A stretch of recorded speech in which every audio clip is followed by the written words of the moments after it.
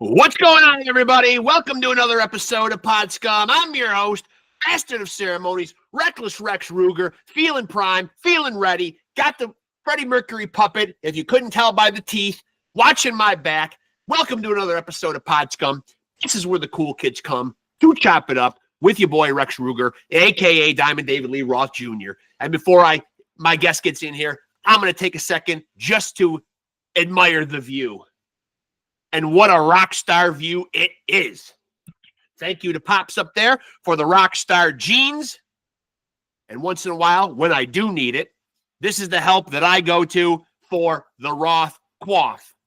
Get it, love it, use it. Don't expect to look this good. We all know that's an impossibility because of said rock star jeans, but you can try. Up your game levels today. I would recommend getting on it. Obviously, I'm something to shoot for, but don't get your hopes up. Because you can't be the son of glam, the front man for the band, adored by millions of fans, the peanut butter to your jam, wham, bam, thank you, ma'am, Mr. Wop, Bop, Baloo, Bop, Wop, Bam, Bam, Shazam, hot damn. Whew. I'm feeling good. Just verified that, as always, I'm looking incredibly good. And we are back with another episode of Pod Scum. Let's get some obligatory promotional BS out of the way. Make sure to like and follow Pod Scum on Facebook to get you details on when new episodes are dropping and who is on said episodes. And of course, be sure, and of course, you know I don't edit anything. Talking to my guests, it won't be edited out. It'll be in the final cut. Everything makes the final cut because there's no editing. My guest is here. We're getting down to business and chopping it up. Let's go.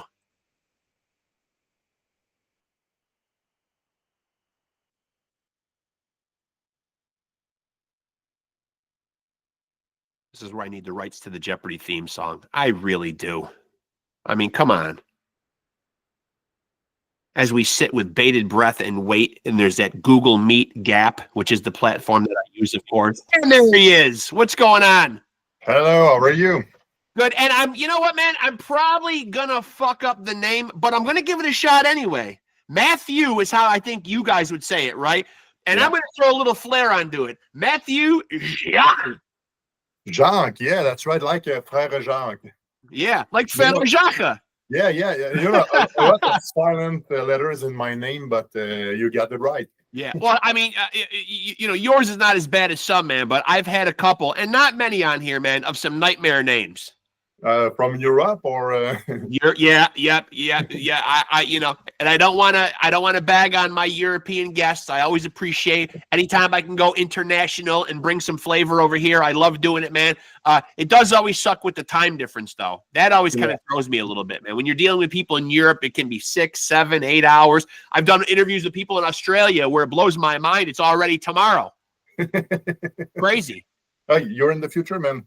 I know I'm in the future. You're right. I'm in the future. So 2Fast4U is the band, and when I was doing my homework on you guys, there hasn't been a full length LP in quite a while, correct? But you've recently this year been releasing a slew of singles. Does that mean that a new album is going to be coming soon? Oh yeah. We just finished that. Wrapped it like last week. Okay. Now it's mastering and final details, but. Pretty sure we'll have a full length album. Yeah. In 2025. Yeah. Really early 2025. I mean, we would be ready to release it now, but I mean, it would be a great Christmas gift. But I think it's not a good timing right in Christmas time. Yeah, and for people that don't know, man, you know, what was the hiatus in between like the full length album and all of a sudden releasing these singles, and what has been going on in between that time? Oh, it's a quite simple but complex story. Okay. We're a very old band, like started 29 years ago, something like that. 96. Yeah, that's right. We had a good run in that time. Then we stopped for like 10, 12 years and did some comeback shows and start doing a little project, a 2-song here and 4 or 5 songs there. just to be sure if we were ready to be together, because when we stopped that a couple of years ago, it's because not everybody was getting along. So we needed to see if it would be okay to start that again. So not really full time into it, or not too much energy into that for, let's say, a couple of years, like 3-4 years. But right now, since 1 year, we're more active and ready to.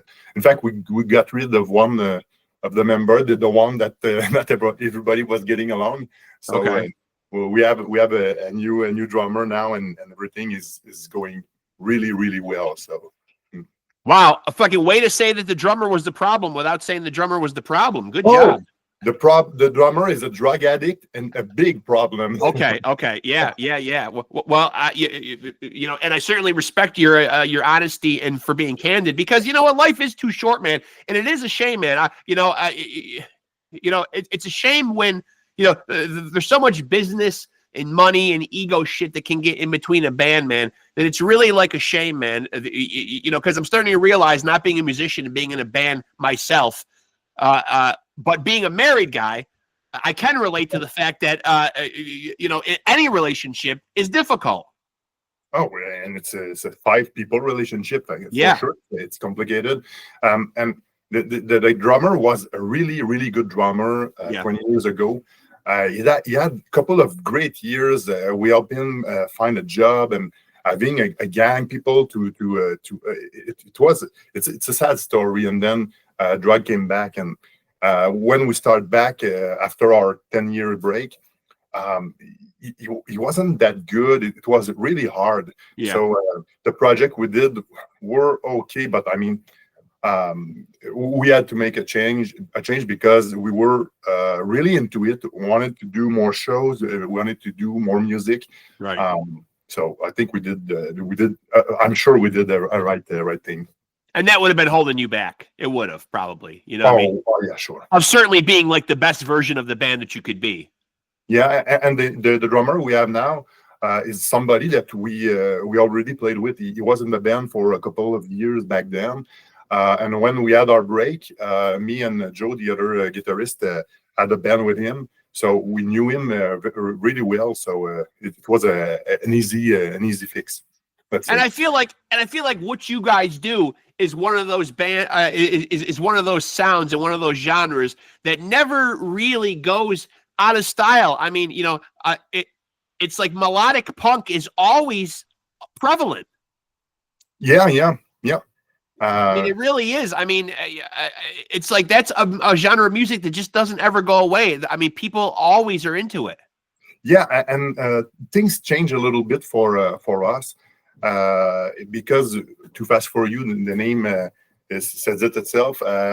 We do some really fast stuff, but after a couple of albums, it's hard for the guitarist or the people to do something different when it's always, because we're not that good. So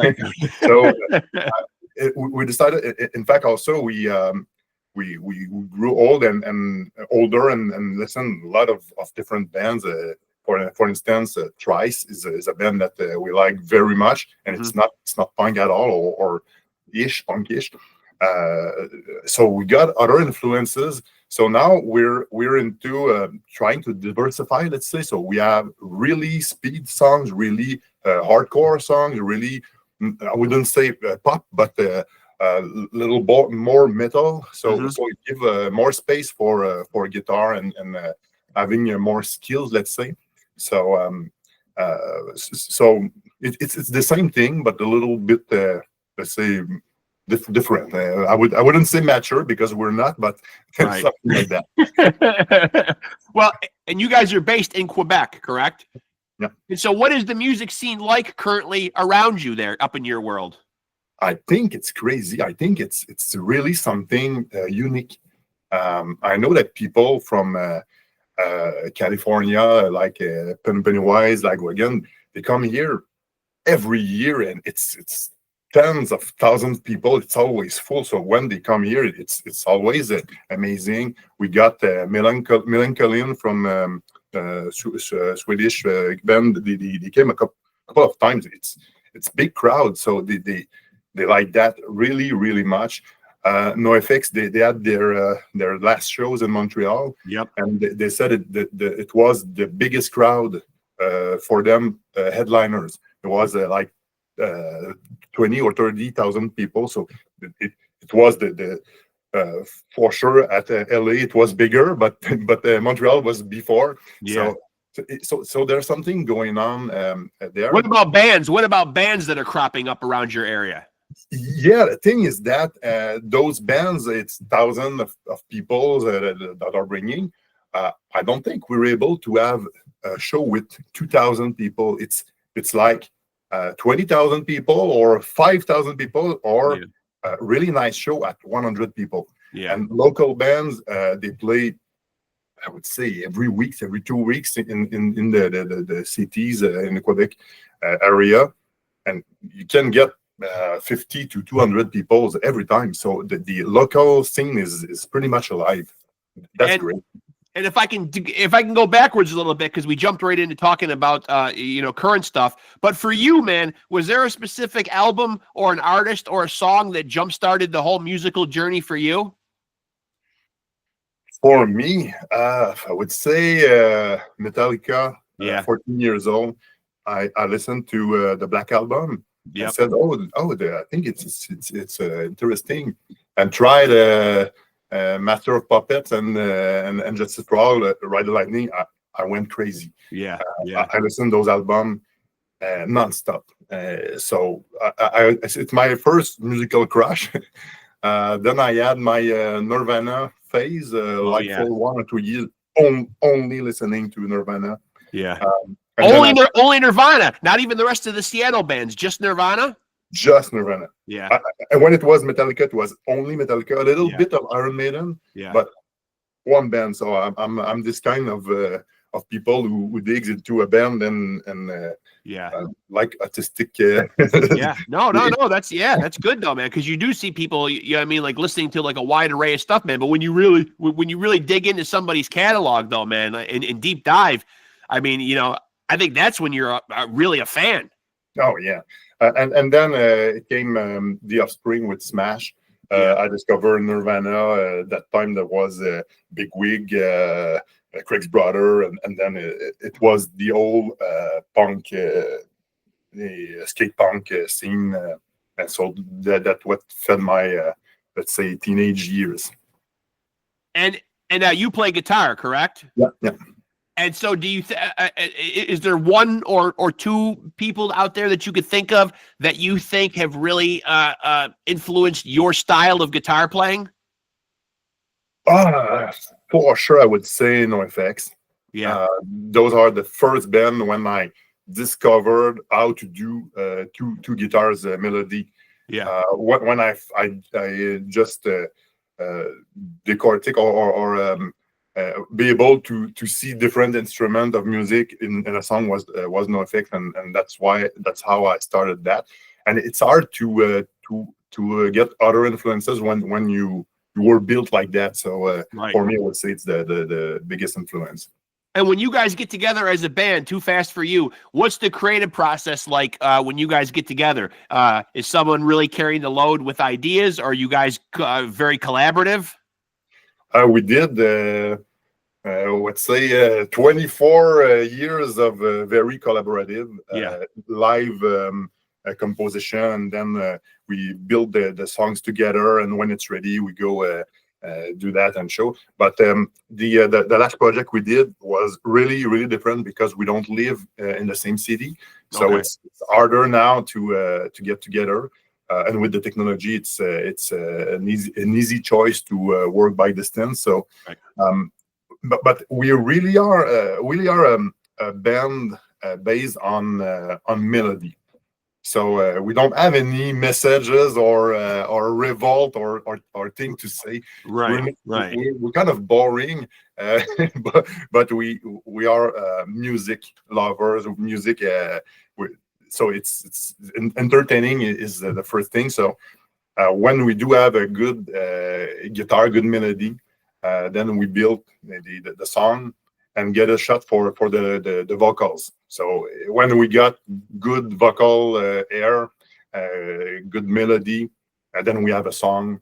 We write the lyrics. We build the thing, but we need to have good guitar, good vocal, and then we go ahead and finish the song. So we have tens of songs that are unfinished because we couldn't find a good enough melody.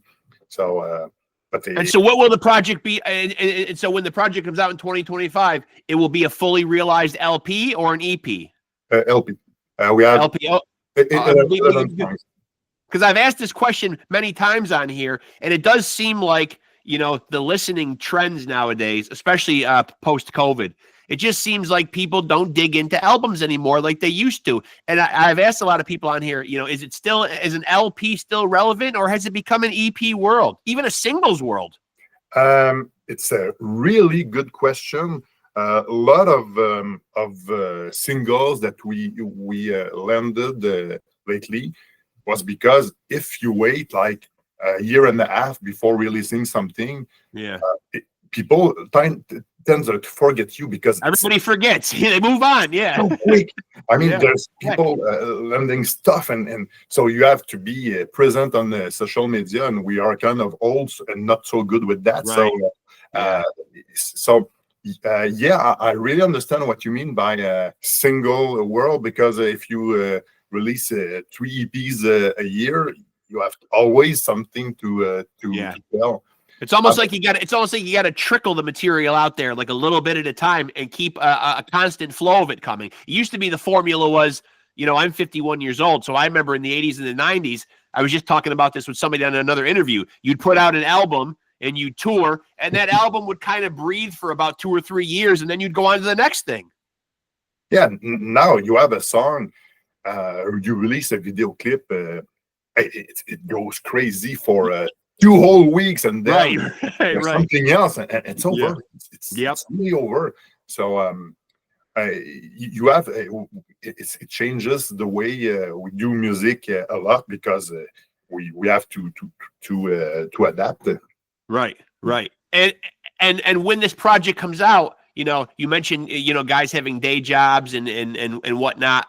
Where do you guys stand on being able to get out and tour behind this thing? Are you guys able to get out and do live shows? And does everybody have jobs that are able to get time off from, or like, what's the itinerary like? Yeah, but like I mentioned, the Quebec region, the cities, and a little bit of Ontario, there's a great field to be able to play in multiple sites. So touring won't be in the US or Europe for a short term, let's say, but we're still dreaming. But for 2025, it's Quebec trying to put the new songs, and because I think the response, the answer of our song is really good. But what people need to see is us live, because that's where the magic happens, Sure. And we are a band. It's really about entertainment.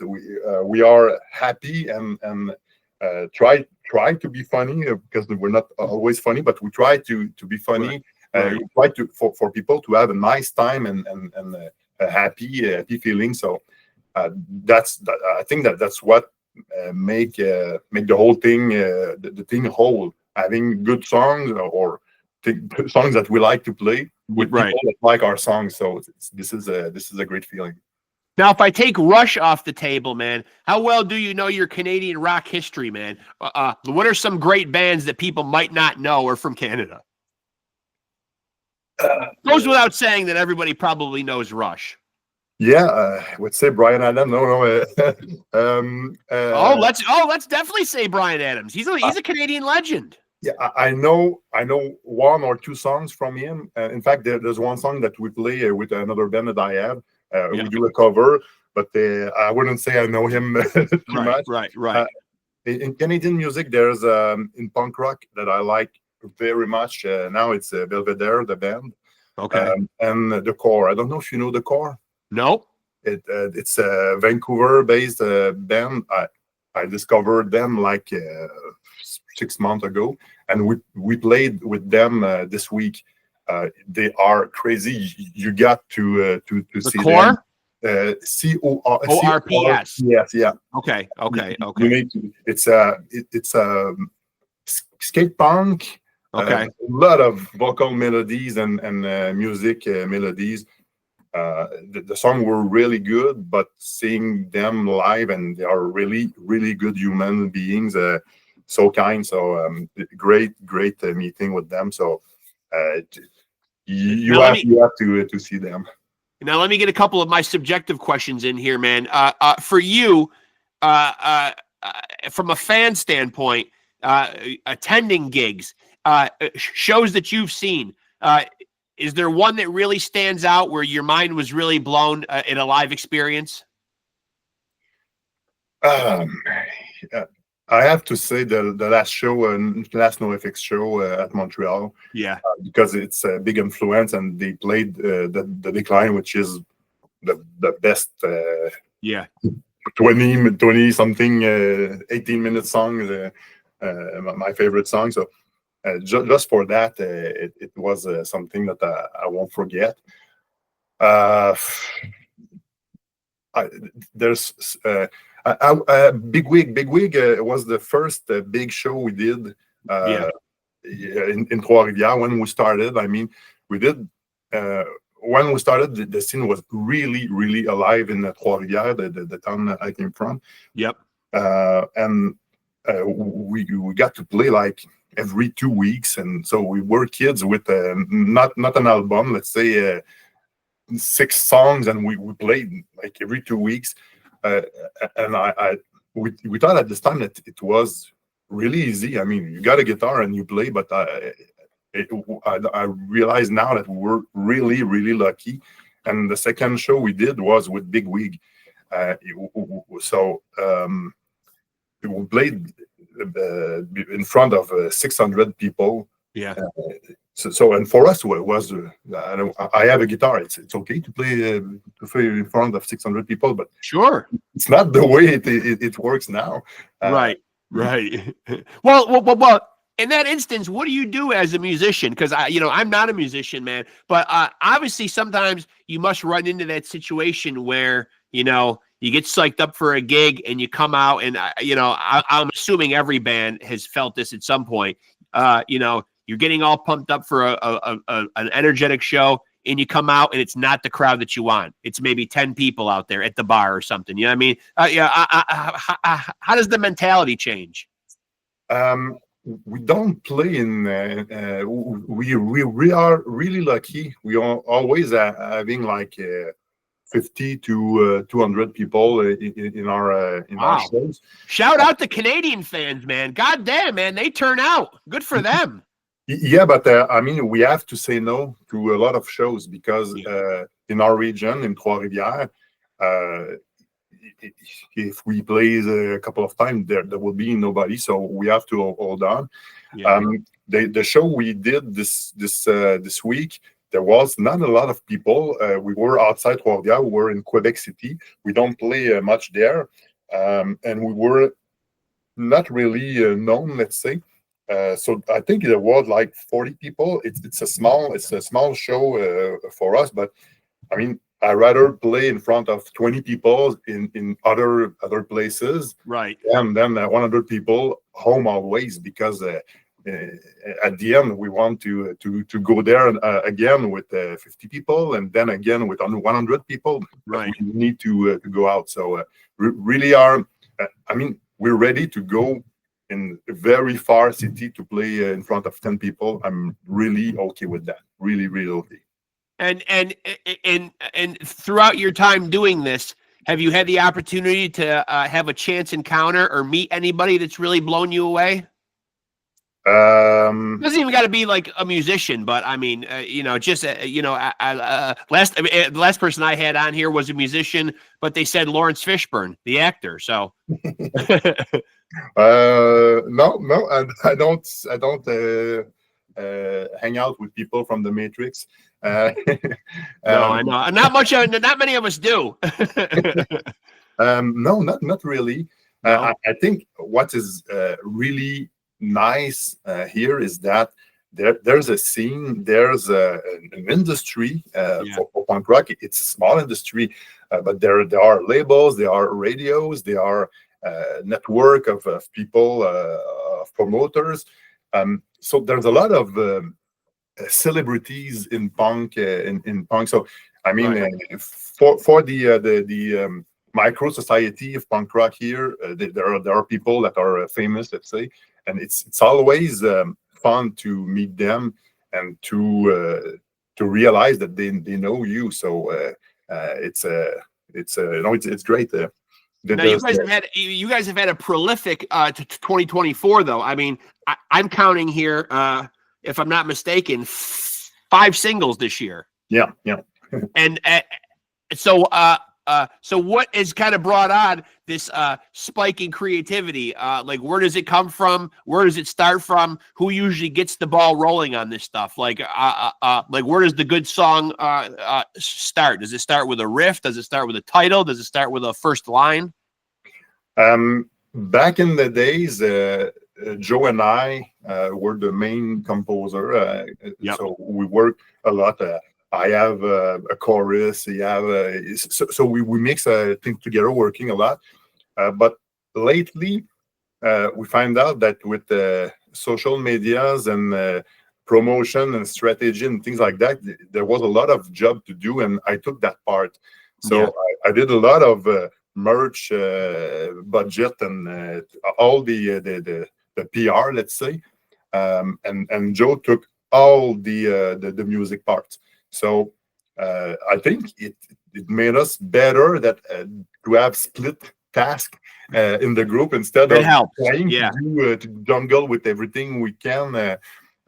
So for the prolific, I think the prolific stretch that we had is because Joe was like into it full time. He has a day job, but every seconds of his spare time was to do that. So and that's a bit really amazing. And it's good that somebody has a head for the business side of it too, because I think that helps too, right? Somebody usually in the band has to kind of step up into that role. Yeah, and it's really new for me. I mean, when we started, people were calling us to do gigs, and so we're always busy without anything to do. There were a lot of promoters at the time. Now, not too much promoters. It's bands that promote themselves and that organize the show. And we find out that if we don't invite people home, they won't invite you there because they are exchanging gigs with whatever. So that's what we understood, and that's why we started to do networking with very, very nice and good people in other bands. Yeah, you kind of have to do that. Yeah, it is now in today's music industry. It does seem like there is, you've at least got to be willing to roll up your sleeves and be a bit DIY. You kind of have to. Oh, we are a full-time DIY, but even with the shows, I mean, there were all age shows every week when we were young, and now it's in bars. So we have to pay for the venue. We have to organize something. So it's not but now the sound is good. Back then it was shitty sound with kids. Nobody cared. Now it's hard to be bad on a show on a stage because everybody is so good and there's so much music that you have to be good, because we were really bad back then. We were always drunk. We're giving a good show, but sometimes it was good because it was so bad. But there was always something going on with our show. Now you can't do that anymore, being drunk and not able to play.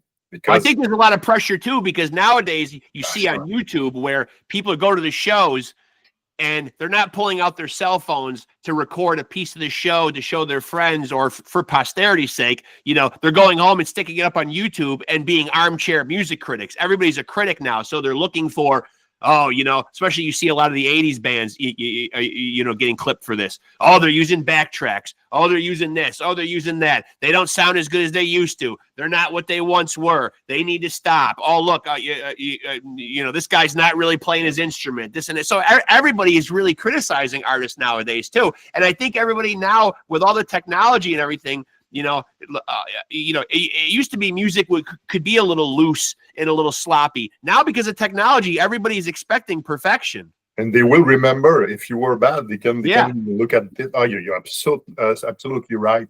It changes everything, because when we were young, we could do really stupid stuff. Yeah. Something that never mind, because but now you got caught on camera. It can ruin everything. So it's you really have to take care of what you're doing or saying, or that's a big clash.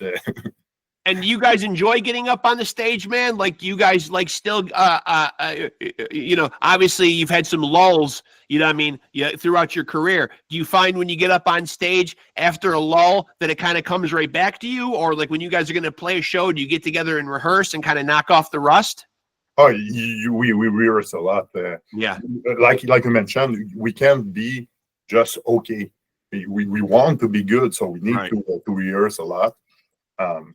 And when we had this 10-12 year breaks, I mentioned that we had a band with Joe and Max. So we kind of never stopped playing music. Right. But we did, with the new band, we did play in empty bars a lot. Yeah. A lot. And it was special because we had like more pop music, more easy to understand music. And we said, this is good stuff, and we're going to be okay. And when we had bad music, the rooms were full, and now we had good music, but it was fun. I mean, we traveled a lot. We saw a lot of good people, and we found out that there's music for every type of person. And in that period, there was not a lot of people going out, because they were like us, having small young kids. So it's like the scene was in a coma for almost 10 years. And when people start, I would say, capitalizing, but it's not the right word, but on nostalgia. People from there's a lot of good labels in Quebec, like people of punk rock and Thousand Island Records. They took some old bands and tried to build a new scene, breathe life into them. Yeah, and we were in that wave. I mean, people called us. We want to do a reunion band with. There were bands really popular in our time, but dead bands, Brain Puker, Jens Cad, and bands like that. We want to do a reunion, and they said that they will do that. So do you want to do it? Okay, but they say at each band, hey, 2Fast4U is going to do that, and so we had to do this show, and it was crazy. Yeah. It was back in 2016. So this was our first comeback show, and then since then we did, like, after 1 or 2 years, some comeback shows before starting to do new stuff seriously. Since 2021, let's say, we're more serious in what we're doing. And outside of the drummer, who is out of the band now, have you kept the same kind of core group, the same nucleus of guys? Yeah, there was a previous bassist for the, let's say, six first years, but then we had a new bassist, and still the second bassist with us. So yeah, it's the same core band. Yeah. And so that's kind of rare too, because outside of the hiccup with the drummer, it's very rare sometimes. A lot of times you go on Google and you Wikipedia these bands, and it's a laundry list of rotating members and everything. So keeping everybody on the same page and staying on good terms and making music together, like we talked about, a band is its own relationship. So, that's pretty remarkable that you've kept the same kind of nucleus together. One thing that can explain that, I think, like I mentioned, we tried other bands, other projects, and it was not too successful. You find your way back to each other. Yeah, and we don't have much time to try to promote new stuff and starting from zero. So it's pretty comfortable, let's say, to be together and doing the stuff that we do right now. So it's kind of easier to do that. And what about your listening trends as far as from a fan standpoint? Like when you're around the house or you're in the car or whatever, and you're listening to music, are you the type of music fan that kind of falls back on his old favorites, or are you able to find new music out there that you find exciting? Because for a while before I did the podcast, I was guilty of being that kind of stodgy old fuck that just listened to the old stuff all the time, and I wasn't really finding new music that really lit my fire. I've tried to be better about it doing the podcast, because as much as I like having like legendary artists on here, it is exciting giving a platform to like young up and coming bands. So I've tried to follow the algorithm on my streaming. I've tried to explore what's out there or whatever. But for a while though, I would be like, okay, I'm puttering around the house, I'm cleaning, I'm doing this or whatever. I'm going to put on something from the fucking 80s or the 90s, and I just wouldn't budge. But when you're listening to music, what's your sort of listening trend? It's kind of sad, but I'm listening to music to work. For instance, if I play with a band, I will listen to that a lot because I want to enjoy that when I'm seeing them. Yeah. I want to know a lot of the bands from Quebec, because if I never played with them, I will soon. So I really try to know every band in Quebec, and so it's not necessarily bands that I would listen to or I enjoy. For sure, I enjoy it, but like you mentioned, it's more comfortable to listen to the band that you listen when you were kids, and that gives you those emotions. Sure. But I don't do that too much, because my time is spent to discover the music and know the scene. What do you think comes first? You know, I know you're talking about the writing process or whatever, man, but is it easy to write a great song, man, or you know, or do you really got to dig? I mean, is it a hard process? I mean, for somebody that's never written a song before, like when you're sitting down to write, like what's your own individual process like? Like I have guys on here that will say they get ideas in the car and they're writing down, or they're humming something into their phone, or they're getting sparks of creativity at their day job. Or you have the disciplined creative types that can say, I'm going to go into a room and shut the door and I'm going to create or write music or come up with riffs. For you individually, like, what's the process like when you're going to create? Oh, I'm humming in my car. You're humming in your car. So stuff could come to you spontaneously. You don't go sit and like force yourself to create. Yeah, but when I got this spark or this bit of melody, put that in my phone, it can stay there weeks and months. But now and then I take that, listen to that. Oh, this idea was great. Oh, this was good. And then compose a second guitar and things like that. And when I have something interesting, it's easier to get in the mood of that riff and build the chorus and build the things like that. But I need a spark. I'm not the kind of guy who would say, okay, take my guitar and compose something. I need to have something to work with to start. And so I'm going to ask you another subjective one here. So if I were to take you and drop you on a desert island and you can only take one album with you, what would the desert island album be? Yeah, it's not a great fucking prognosis at all. First of all, I wouldn't want to be on a desert island, but with one album, it truly does suck. And this is probably a question that I should fucking burn in hell for. But people do seem to answer it. I can't tell what album I would bring, but it would be something really complex. It has to be, right? You can't just. It's almost like listening to one genre or something that didn't take you through a lot of different moods and emotions. It wouldn't make any sense. I would say, for instance, Tool. it's complex music. It's hard to understand, but it's a long way before you can say, oh, I know this Right. song. So that would be something like that, like And you try. are on a desert island, so you do have time to figure it out. Yeah. It would be really it's a weird thing because I asked this kind of question myself, and I say, if I would have one song to listen for the rest of my life, I would take the Decline from NoFX, because it's 18-minute songs. So Yeah. it's just because if you have a 2-minute song, you're going crazy.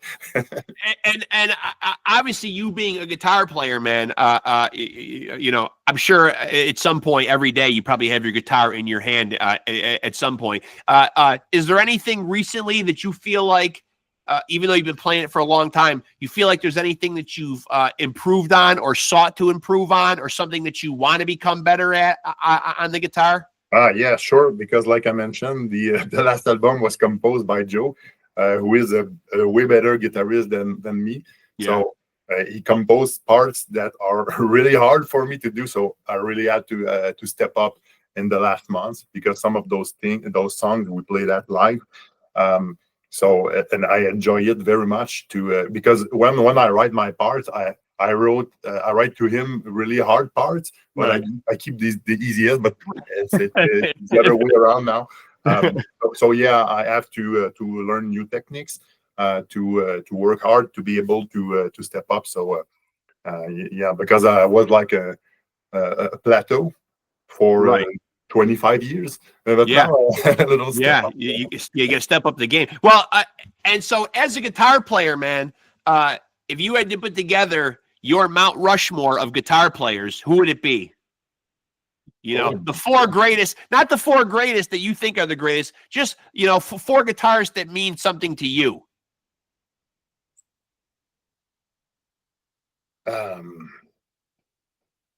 Oh, it's really hard. I can't really answer. Um, I'm not that specific in my analysis when I listen to something. Okay. I listen to the song as a whole, and love part of the song, but never ask myself, oh, this What about guy. artists? What about artists? What if you had to put together your Mount Rushmore of the musical artists, the bands that mean the most to you? Right now, I'll have to say the Core. This is the band. Okay. I'm listening since 6 months the most. Okay. NoFX for sure. Yeah. I would say Craig's Brother. Craig's Brother was a band that enlightened me a couple of years ago. Okay. They had the first album they had was it changed my mind. And when I first listened to that, I said, okay, it's okay to write songs as good as that. We can do that. Right. So it just opened my mind on what we could do. I mean, there's so much bands. There's so much. It's kind of good when music does that, though, right? Like I like what you said right there. It's almost like you listen to something else, and then it makes you say, "Wow, these guys have set the bar high, man. You know, we can go higher." You know. Mhm. Oh yeah. I imagine that's what good music does, man. And I think that's what it should do, man. Right? I mean, you know, like music at its core ought to be inspirational, man. And if you're playing music, you know what I mean, you should be playing it. You know, the music you're playing should bring you some kind of a joy, you know, but you should also be like, you know, always aiming to like hone the craft and get better and better and better, man. So when a band is out there that makes you feel like doing that, I would say that's a huge feather in their cap. Yeah, sure. You know? Mm. I mean, I can't imagine that there's a lot of bands out there, man, who wouldn't be happy to hear that they've influenced somebody, you know?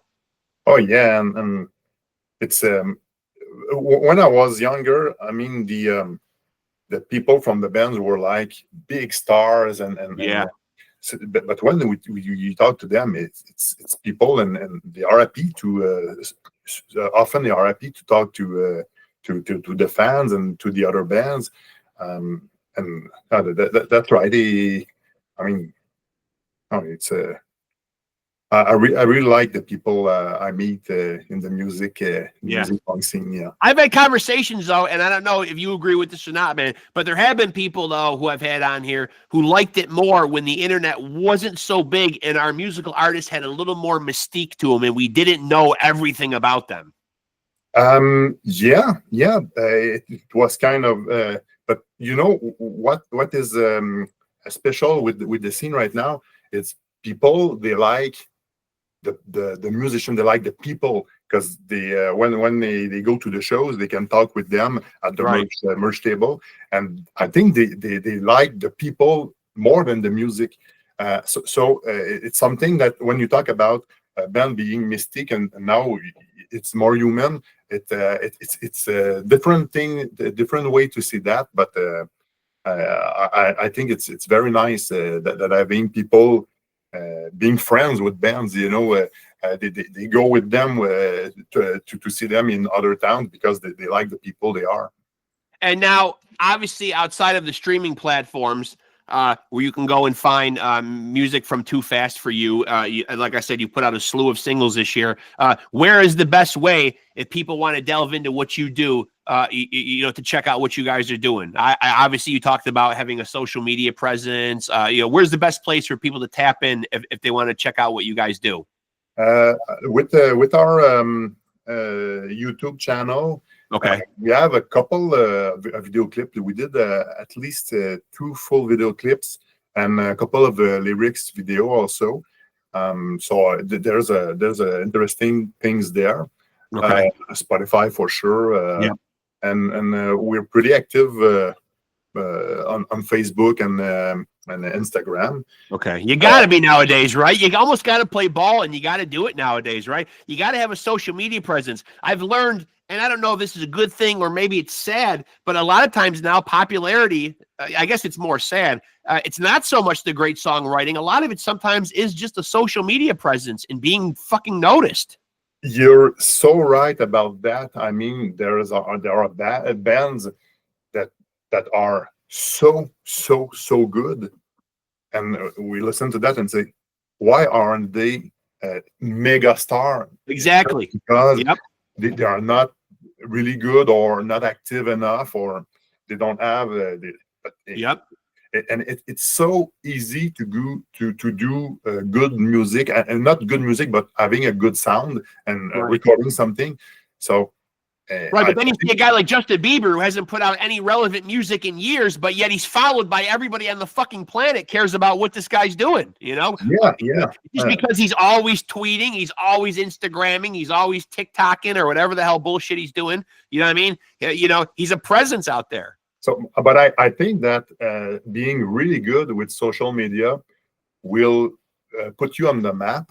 It will, yeah. But you need to have good stuff to stay. You got to back it up. You do. Yeah, sure. Yeah. And even if you have really good studio stuff, I think if on a stage it's not as good as it's supposed to be, it won't last. That's what I think. So it's you have to have a good mix of everything and that to be something okay. But at the end, you're right. End of the day, you still got to have some chops, though. That's for sure. Yeah. And now, what about 2Fast4U merchandise? I certainly love the logo. I love I love the use of the number in there and the letter U. You know, it looks cool, man. What kind of merchandise options are out there? You were talking about merchandise before. We have T-shirts for sure. We still do CDs.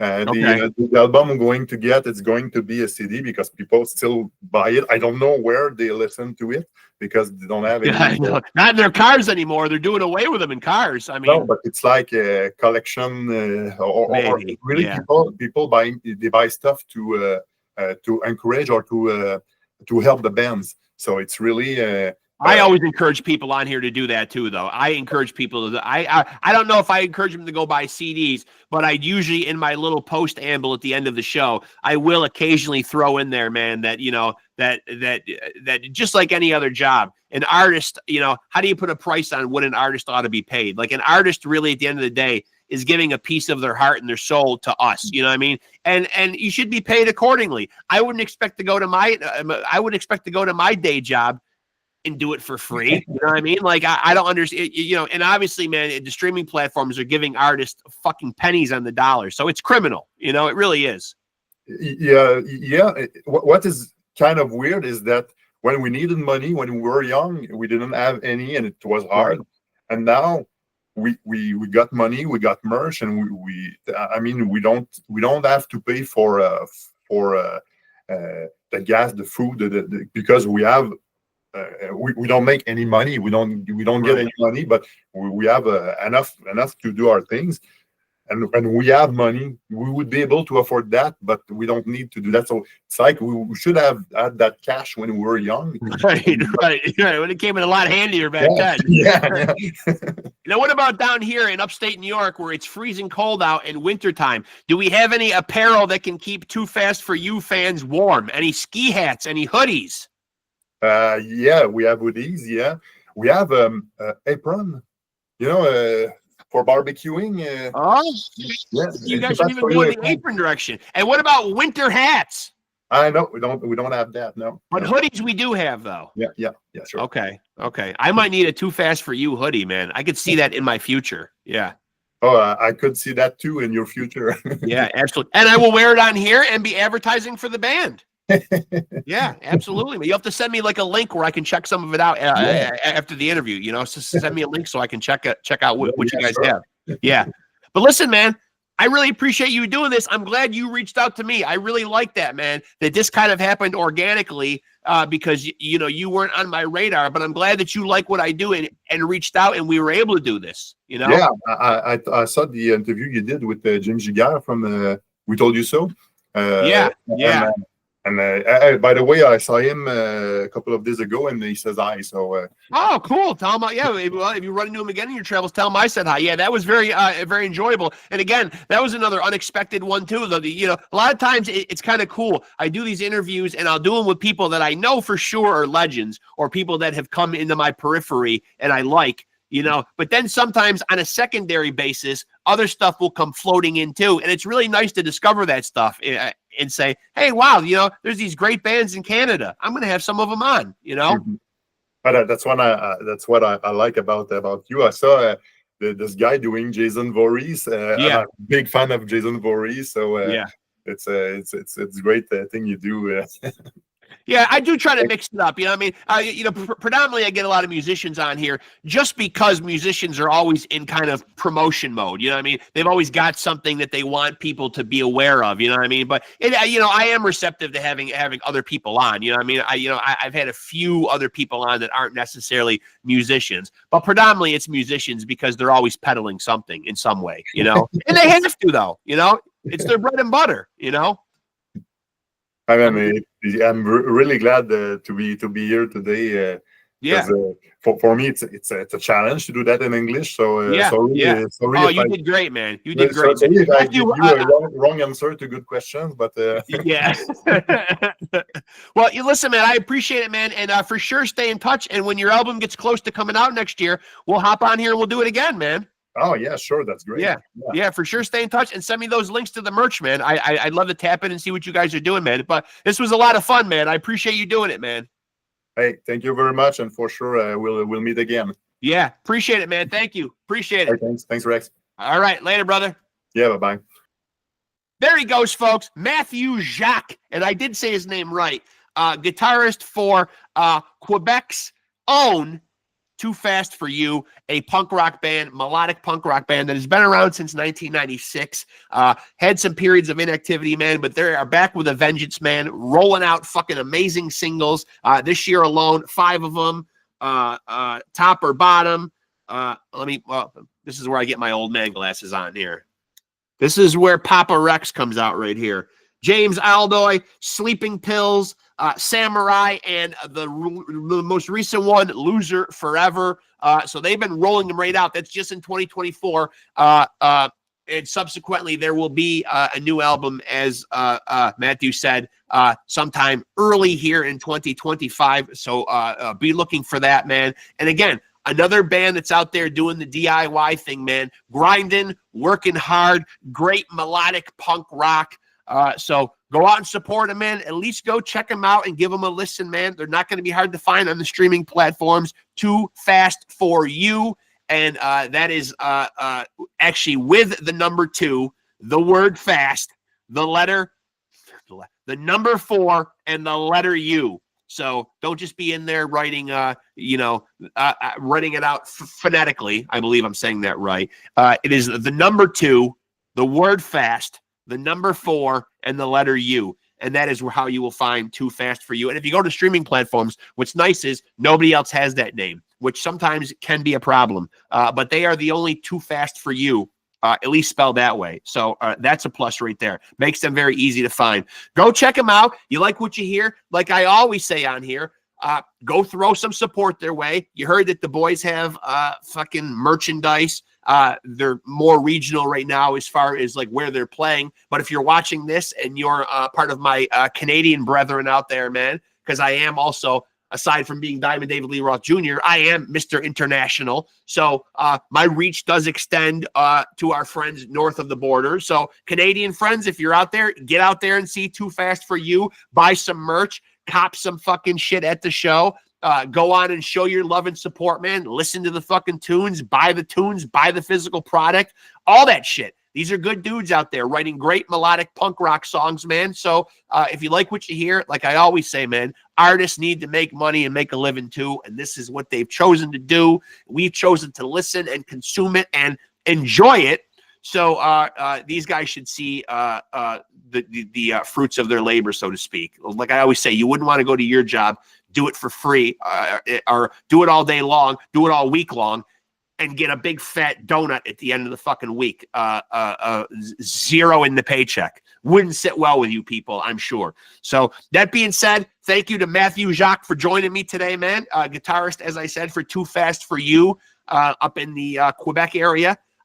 Tap in, see if you like them. I think you will. And of course, I know that you